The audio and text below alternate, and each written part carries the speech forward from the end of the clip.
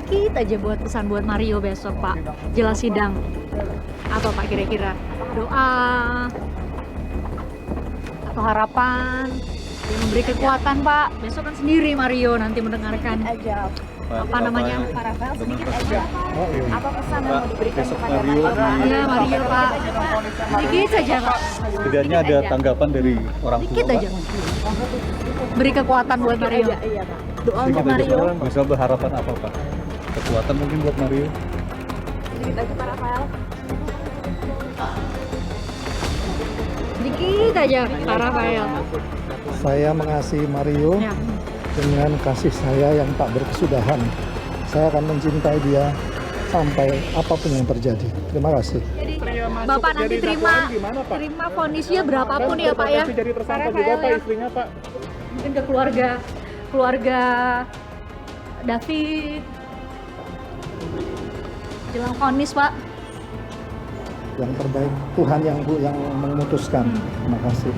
Semuanya ya, termasuk Pak itu banyak sekali yang bilang ini terlalu besar sekali 120 miliar. Bapak bilang waduh saya nggak mau bayar. Tapi terlepas dari semua itu tuh Bapak mau bilang apa sih ke keluarga David terakhir Pak buat besok buat vonis sebelum vonis? Setidaknya ada tanggapan dari Bapak. Kami sesama umat Tuhan, kami berharap kami dapat saling mengampuni. Itu aja. Ini kalimat yang Bapak selalu sampaikan dari awal proses hukum ini sampai terakhir. Bapak minta ampun, Bapak minta maaf. Itu saja Bu. Terima kasih. Kalau saya ya subjektif, saya memang nggak pernah bisa mengampuni. Tapi Dan Mbak terbayang juga pasti sama kalau ngalamin hal kayak saya. Itulah kenapa kita akan kejar terus sampai kapanpun. Jadi kalau dihitung mau sampai kapan, ya mungkin saya bisa jawab ya sampai saya juga bisa tahu kapan David bisa sembuh.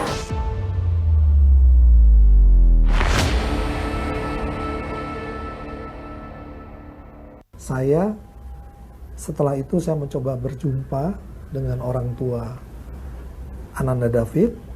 Saya duduk di lantai bersila menyampaikan permohonan maaf. Apa yang telah dilakukan oleh anak saya ini memang sudah di luar batas. Dan saya menyadari itu, saya sebagai orang tuanya meminta maaf atas yang telah dilakukan. Kemudian Jawaban orang tua Ananda David waktu itu apa? jawaban dari orang tua Ananda David pada saat itu kan rame ya dari kolega-kolega dari beliau.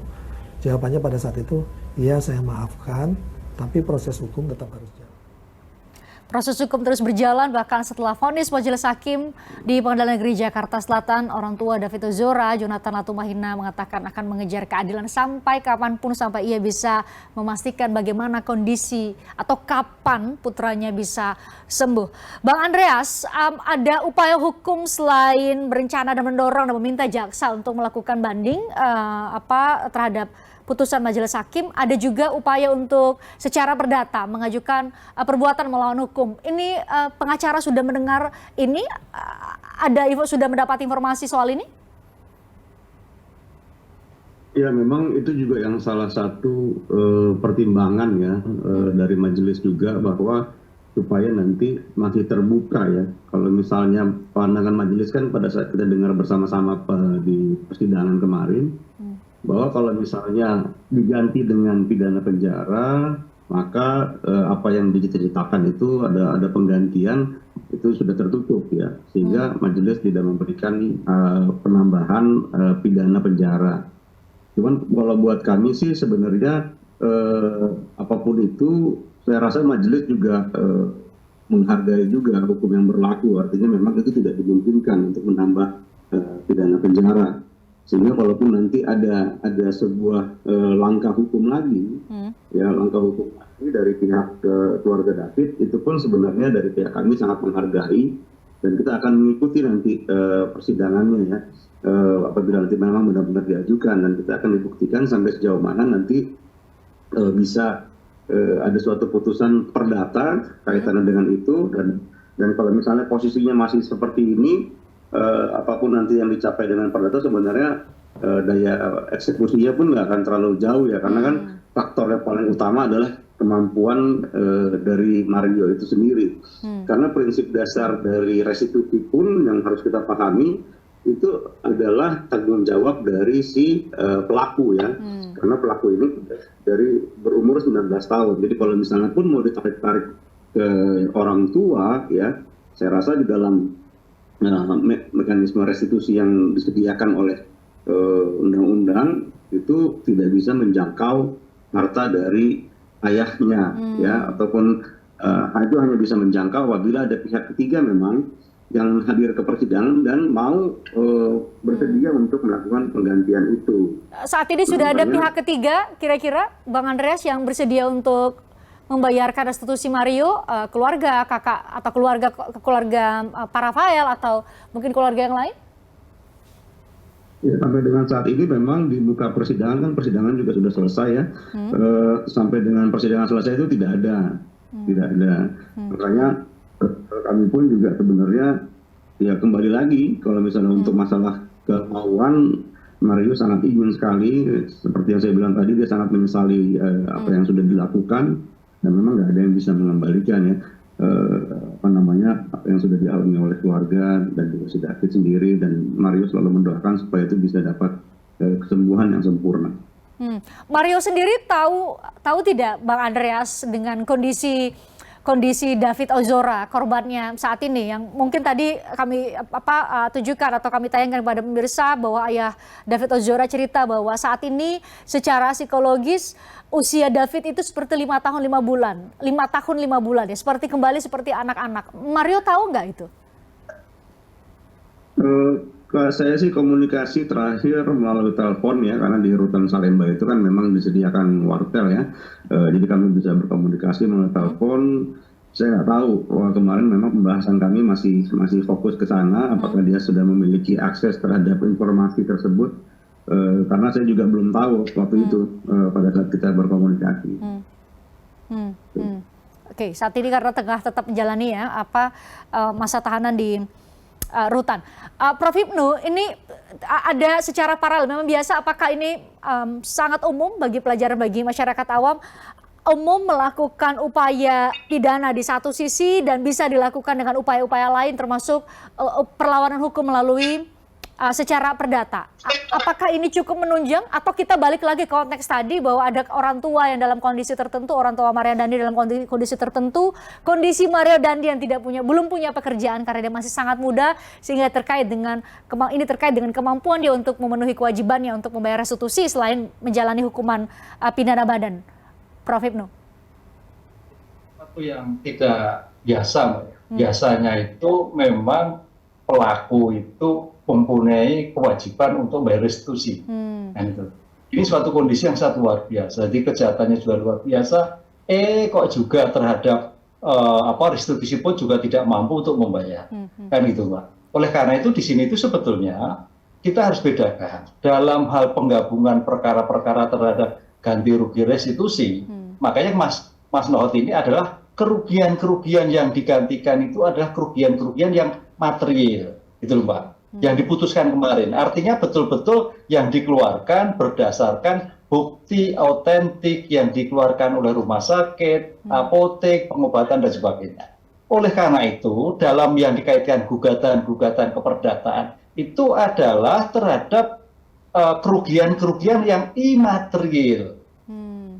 Itu artinya yang masih terbuka perhitungan masa depan, bagaimana pengobatan masa depan, bagaimana masa depan David dan sebagainya, itu yang diperhitungkan. Makanya diperlukan gugatan PMH tersendiri karena dengan perhitungan tersendiri itu yang terkait dengan asas cepat. Karena kalau pidana itu harus mengikuti, begitu pidana penjara jatuhkan, ganti rugi harus segera dibayarkan yang betul-betul material dikeluarkan. Nah, sekarang pertanyaannya bagaimana material, itulah yang sekarang lagi diusahakan oleh keluarga, dan Mas Nohot juga akan mungkin mengkoordinasikan bagaimana ini jalan tengah supaya betul-betul bahwa putusan itu mempunyai daya eksekusi. Apapun yang dilakukan ini memang tidak mudah eksekusi ketika si Mario nggak punya apa-apa. Demikian juga keluarga juga tidak punya apa-apa. Kita berpikir keluarga itu kan siapa tahu keluarga Iba, udahlah karena namanya restitusi itu utang, Mbak. Itu suatu tanggung jawab sampai kapanpun si Mario itu punya hutang kepada Keluarga David. David. Oh, itu Iya, sebabnya kan ya. itu. Ke depan sampai mati lah katakanlah seperti itu. Nah, pertanyaannya apakah tidak segera dipenuhi? Kan begitu loh. Ya kalau nggak ada, disinilah maka perlu ada terobosan. Apakah dimungkinkan dalam khusus kaitannya restitusi tadi Mas Nol, ada pihak tiga, keluarga besar, itu loh. Karena sehingga hukum itu bisa dieksekusi, yaitu bahwa pemberian restitusi kepada keluarga David. Itu yang jalan tengahnya. Jadi hukum harus betul-betul istilahnya finishes operative. Hukum itu harus selesai. Jadi kalau memang masih gantung, seandainya PMH pun tidak mempunyai, ya hukum belum selesai. Pertanyaan sampai kapan? Ya. Nah, itu pertanyaannya, sampai kapan? Dan ketika saya tanyakan sampai kapan, ya keluarga David mengatakan bahwa sampai kapanpun, sampai kemudian mengetahui bagaimana atau bisa memastikan kondisi David bagaimana. Tapi saya ingin coba untuk menegaskan tadi, Prof, soal Anda katakan bahwa restitusi ini sifatnya menjadi seperti hutang oleh Mario kepada keluarga David karena ini merupakan kewajiban dia untuk membayarkan. Jadi kalau misalnya kita coba buat ini menjadi lebih jelas buat pemirsa. Jadi Mario Dandi harus menjalani hukuman 12 tahun. Selama itu pula ia tetap berkewajiban ya, Prof ya, berkewajiban untuk membayar restitusi pun dia setelah selesai menjalani hukuman tetap berkewajiban membayar restitusi kalau itu belum dibayarkan dalam tanda petik secara lunas. Betul begitu, Prof? Iya, jadi sampai bahwa dia itu memenuhi kewajibannya. Jadi seandainya 12 tahun itu sudah terpenuhi, masih ada tanggung jawab apa itu restitusi yang harus dibayarkan. Jadi ini suatu yang terpisah, Mbak. Suatu yang terpisah antara pidananya dengan restitusinya. Karena restitusinya kapan? Ya sampai Mario mempunyai kekuatan untuk membayar. Sampai kapan? Ya mungkin umur 30, 40 dan sebagainya.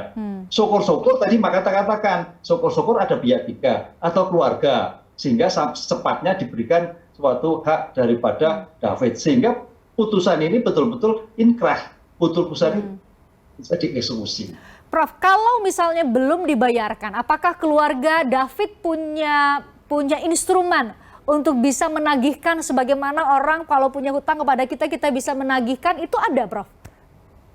Nah, ini juga itikat.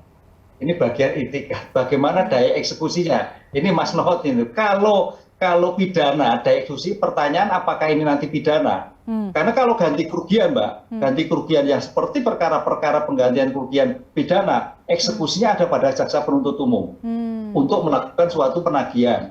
Kan itu. Ada jaksa penuntut. Sekarang apakah ini juga masuk kualifikasi ke sana? Ya saya kira karena suatu penggabungan, ini kan suatu domain antar perdata dan pidana digabung. Sehingga dalam seperti ini kalau menurut ideal saya, jaksa punya kewajiban untuk menggantikan. Cuman terhadap restitusi yang dibayarkan kepada pihak korban. Kalau yang biasanya pihak pada negara, ini pihak pada korban. Itu saya kira suatu solusi yang baik. Sebab kalau mosok menagih sendiri kan nggak mungkin. Ya, betul. Harusnya negara. Kan gitu, Pak. Sehingga penuntut umum yang sekarang menjatuhkan keputusan itu yang mempunyai daya tagih untuk terhadap keluarga si Prosesnya masih panjang karena masing-masing pihak atau terutama keluarga korban mengatakan akan melakukan upaya hukum sampai kapanpun sampai ia bisa memastikan bagaimana kondisi putranya. Di satu sisi putusan atau vonis dari Majelis Hakim Pengadilan Negeri Jakarta Selatan juga tidak dengan mudah bisa dieksekusi. Menarik untuk dikaji oleh para mahasiswa hukum nih, Prof, mungkin bisa kemudian menjadi bahan kajian untuk bisa menjadi perbaikan sejumlah instrumen hukum yang ada saat ini. Bang Andreas, terima kasih. Prof Ibnu, terima kasih sudah ngobrol terkait dengan vonis Mario Dandi dan Shane Lucas dan termasuk juga bagaimana dari perspektif korban keluarga David Ozora dalam hal ini. Bang Andreas sehat selalu, Prof Ibnu sehat selalu. Saya juga mengucapkan terima kasih buat Anda pemirsa yang sudah nonton kami. Selamat berakhir pekan, kita jumpa lagi Jumat depan. Saya Christian Grich, sampai jumpa.